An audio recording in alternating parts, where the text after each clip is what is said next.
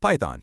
For years, it's been the absolute king of data science, right? It's the engine behind just about everything, but its reign might just be in jeopardy. Over the next decade or so, things like AI and automation are set to completely flip the script on everything we thought we knew.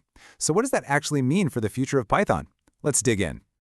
So this is the big one, isn't it? The million-dollar question. Is the language that powers so much of our world really heading for the digital graveyard? It's a pretty wild thought, and today we're going to explore all of it, the very real threats, but also the incredible opportunities that are popping up. First things first, before we can talk about where we're going, we have to get a really solid handle on where we are right now. So let's just lay the groundwork. Why is Python such a powerhouse today? You know, it's honestly not an exaggeration to call it the backbone of data science. Its simplicity, combined with its immense power, really democratized the whole field. It made data science accessible to millions. But, and this is a big but, that incredible dominance has also created a kind of deep dependency. And that's where you can start to see a few cracks form. This trio right here, this is basically what built Python's empire in data. Before these libraries came along, doing things like wrangling huge data sets or running complex math was, well, it was reserved for specialists. This toolkit put all that power into everyone's hands, and that's what really cemented Python's spot as the #1 go-to language. Okay, so Python is sitting pretty on top of the world. But as we start looking out towards 2035, there are some pretty powerful challengers showing up on the horizon, and we absolutely cannot afford to ignore them. And this slide just lays out the central conflict perfectly. On one side, you've got the classic Python workflow. It's incredibly powerful, no doubt, but it requires a skilled pro to sit down and manually write all that code. But on the other side, you've got these new AI platforms that can do crazy complex analysis without a single line of code. This isn't just a small change, it's a fundamental shift in how we even think about working with data.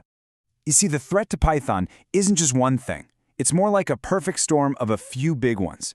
First, you've got this rise of AI and automation, which means less need for manual coding.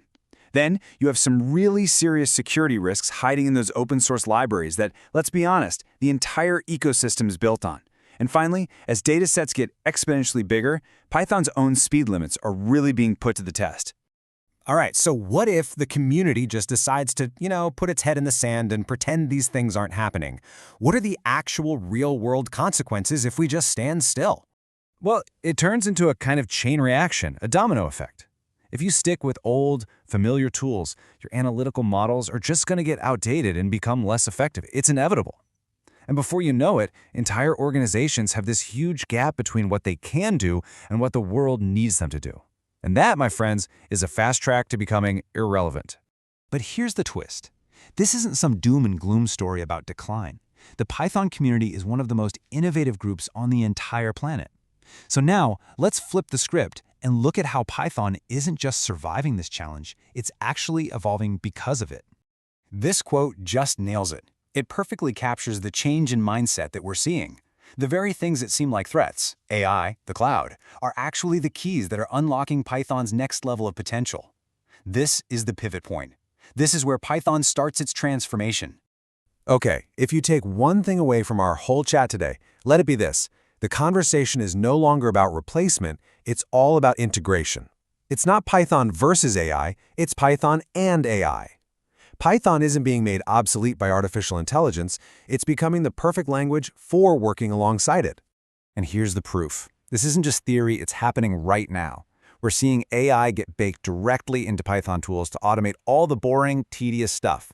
We've got lightning-fast libraries like Polars popping up to solve those performance problems. And powerful cloud platforms are making real-time Python analysis an everyday reality. This is Python 2.0. So, with all that in mind, how do you, whether you're a developer, an analyst, or a business leader, how do you actually get ready for this future? What are the real, concrete steps we can all be taking? It really boils down to 3 key things. First, upskilling. That just means learning how to really work with these new AI tools alongside Python. Second, embracing what we call hybrid technologies. So, strategically using Python for its strengths and combining it with other, faster platforms when it makes sense. And third, putting strong governance in place to manage the security and ethical risks that, well, they just come with the territory when you're dealing with more powerful systems. All right, let's pull all of these different threads together and try to paint a really clear picture of what this new world is actually going to look like for someone working with data. The future of data analysis is not about spending hours and hours writing boilerplate code. Not anymore. Automation and AI are just going to handle more and more of that grunt work. Instead, our job becomes about using these incredible tools to ask bigger questions, to think more strategically, and to solve way more complex problems. Our value is going to shift, fundamentally, from being a coder to being a strategist. So you see, Python isn't dying, it's evolving. And in that process, it's creating a new and frankly, a much more interesting role for all of us. The future isn't set in stone, and the opportunities out there are bigger than they've ever been. The real question isn't whether Python will survive, but how you are going